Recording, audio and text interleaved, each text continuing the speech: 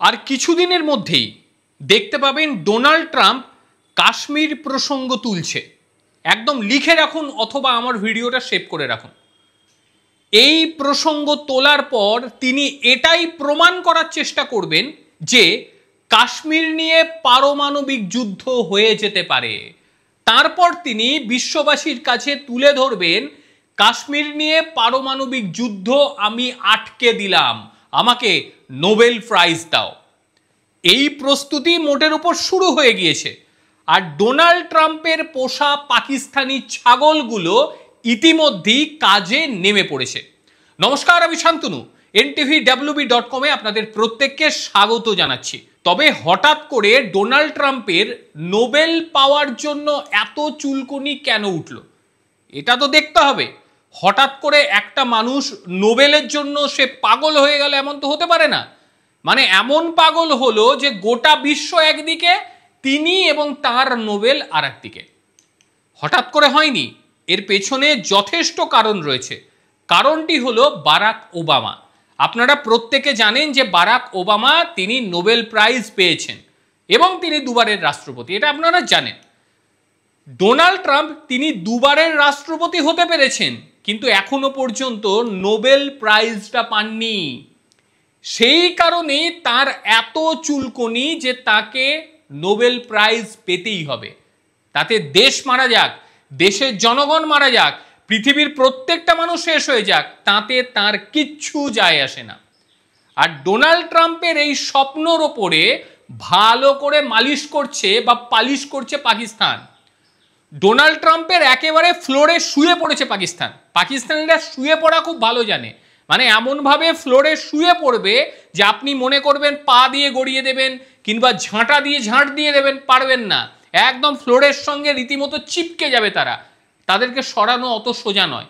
আর ফ্লোরে শুয়ে শুয়ে ডোনাল্ড ট্রাম্পকে তারা পালিশ করে যাচ্ছে এবং বলছে দেখুন আপনার হাতে কিন্তু একটা ভালো সুযোগ আছে। যদি আপনি রাশিয়া আর ইউক্রেনের যুদ্ধ বন্ধ নাও করতে পারেন, তাহলে আপনি কাশ্মীর প্রসঙ্গ তুলে, যুদ্ধের জিগির তুলে আপনি সেই যুদ্ধ বন্ধ করে আপনি নোবেল প্রাইজ পেয়েই যেতে পারেন।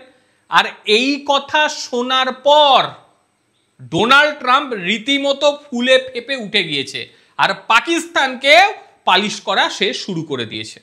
তার কারণ একটু আগেই যেমনটি বললাম যে পাকিস্তানিরা শুরু করেছে, আর পাকিস্তানিরা এটা করবে তার কারণ গোটা পাকিস্তান চলে তিনটে এর দ্বারা।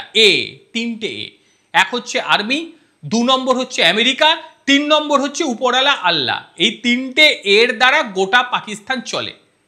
এইবার কেন আমি বলছি যে পাকিস্তানিরা শুরু করে দিয়েছে এই কাজটা করা? আসিফ মনির তিনি হঠাৎ করে চলে গিয়েছেন আমেরিকাতে, আর সেখানে গিয়ে তিনি রীতিমতো যুদ্ধের হুমকি দিচ্ছে ভারতকে। সে বলেছে নদীর জল বন্ধ করা, ভারতীয় পরিকল্পনা বাতিল করার জন্য ইসলামাবাদের কাছে সম্পদের অভাব নেই। মানেটা বুঝুন, ইসলামাবাদের কাছে কি সম্পদ আছে? সম্পদ বলতে তারা কি বোঝাতে চেয়েছে সেটা আপনারা বুঝতে পেরেছেন। পাকিস্তানি সেনাপ্রধান সৈয়দ আসিফ মনির আবার ভারত বিরোধী মন্তব্যের পুনরাবৃত্তি ঘটিয়েছে। এবার একেবারে মার্কিন যুক্তরাষ্ট্রের মাটিতে দাঁড়িয়ে তাম্পায় পাকিস্তানি আনসারি কনসাল আদনান আসাদের দ্বারা আয়োজিত ওয়াশিংটন ডিসিতে এক ব্ল্যাক টাই ডিনারে মুনিফ এই সিন্ধু নদী নিয়ে ভারতকে রীতিমতো তুলোধনা করে। তিনি বলেন সিন্ধু নদী ভারতীয়দের পারিবারিক সম্পত্তি নয়। তিনি দাবি করেন যে নদীর জল বন্ধ করা, ভারতীয় পরিকল্পনা বাতিল করার জন্য ইসলামাবাদের কাছে নাকি সম্পদের কোনো অভাব নেই। মার্কিন যুক্তরাষ্ট্রে তার চলমান সফরের সময় তিনি বলেছেন ভারত নদীর ওপরে বাঁধ নির্মাণ করার অপেক্ষায় আমরা রয়েছি, বাঁধ নির্মাণ হয়ে গেলে সেটি আমরা ধ্বংস করব।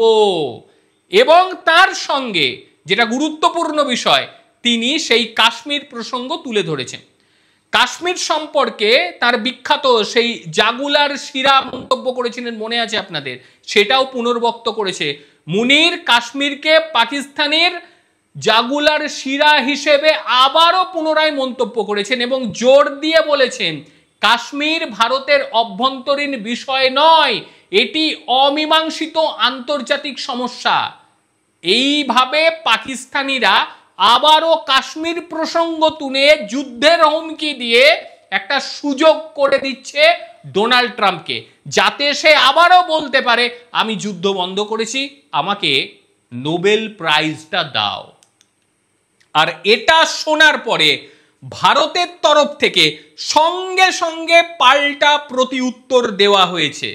ভারত লিখেছে, our attention has been drawn to remark reportedly made by Pakistan Chief of Army Staff while on a visit to the United States, nuclear saber rattling in Pakistani stock in trade। ভারতের বিদেশ মন্ত্রকের যে বিবৃতি, সেখানে মার্কিন যুক্তরাষ্ট্রের সফরকালে পাকিস্তানের সেনা প্রধানের করা মন্তব্যের প্রতি আমাদের দৃষ্টি আকর্ষণ করা হয়েছে। পারমাণবিক অস্ত্রের ব্যবহার পাকিস্তানের মূলধন। আন্তর্জাতিক সম্প্রদায় এই ধরনের মন্তব্যের মধ্যে থাকা দায়িত্ব জ্ঞানহীনতার পরিচয়। ভারত ইতিমধ্যেই বিষয়টি নিয়ে স্পষ্ট করে দিয়েছে, তারা পারমাণবিক ব্ল্যাকমেলের কাছে নতি স্বীকার করবে না। আমরা আমাদের জাতীয় নিরাপত্তা রক্ষার জন্য প্রয়োজনীয় সকল পদক্ষেপ গ্রহণ করব এবং যাবতীয় যা পদক্ষেপ নেওয়া উচিত সেটা আমরা নেব, ভারতের তরফ থেকে স্পষ্ট করা হয়েছে। এইবার বিষয়টা ভাবুন, আমি একবারে যখন শুরু করি প্রতিবেদন তখন আমি বলেছিলাম যে ডোনাল্ড ট্রাম্পের মুখে আর কিছুদিনের মধ্যেই শুনতে পাবেন কাশ্মীর প্রসঙ্গ, আর এটা আসবে শুধুমাত্র ডোনাল্ড ট্রাম্পের এই নোবেল পাওয়ার চুলকনি থেকে। এটা হবেই। ভারতকে আগে ভাগে ব্যবস্থা নিতে হবে। ভারতবর্ষ যদি এটাকে উপেক্ষা করে তাহলে কিন্তু আরো একবার পাকিস্তানের সঙ্গে ভারতবর্ষের যুদ্ধ হবার সম্ভাবনা সর্বাধিক। আর এই যুদ্ধ যদি কেউ করে সেটা করবে ডোনাল্ড ট্রাম্প নিজে দায়িত্ব নিয়ে, কারণ সে আবারও চাইবে যে আমাকে নোবেল প্রাইজটা দেওয়া হোক। আর এই যে 15ই আগস্ট পুতিনের সঙ্গে বসছে, সেখানে যে কোনো তিনটি হতে পারে। এক হচ্ছে যুদ্ধ বন্ধ হতে পারে, 2 হচ্ছে আবারও সময় নিতে পারে, 3 নম্বর হচ্ছে যুদ্ধ চালু থাকতে পারে। এর বাইরে কিছু হবে না। তবে পুতিন যে এত সহজে যুদ্ধ বন্ধ করবে না এটা স্বাভাবিক, কারণ হচ্ছে ইউক্রেন বলে দিয়েছে যে আমরা 1 ফোঁটা জমি ছাড়বো না। অপরদিকে ট্রাম্প আবার বলেছে যদি জমি দিতে হয় দিয়ে দাও, কিন্তু যুদ্ধ থামাতে হবে, আমাকে নোবেল প্রাইজ পেতেই হবে। যাই হোক, এই হচ্ছে বিষয়। কি বলবেন আপনারা? ডোনাল্ড ট্রাম্পের এই নোবেল পাওয়ার চুলকানিতে ভারতবর্ষ আরো একবার যুদ্ধে জড়াতে পারে যদি এখন থেকেই ব্যবস্থা গ্রহণ ভারতবর্ষ না করে। এটা অবশ্যম্ভাবী, লিখে রাখুন আপনারা। যাই হোক, আপনাদের মতামত অবশ্যই জানাবেন। প্রত্যেকে ভালো থাকবেন, সুস্থ থাকবেন। আবারও দেখা হবে অন্য কোনো দিন অন্য কোনো বিষয়ে। ততক্ষণের জন্য নমস্কার, ভালো থাকবেন।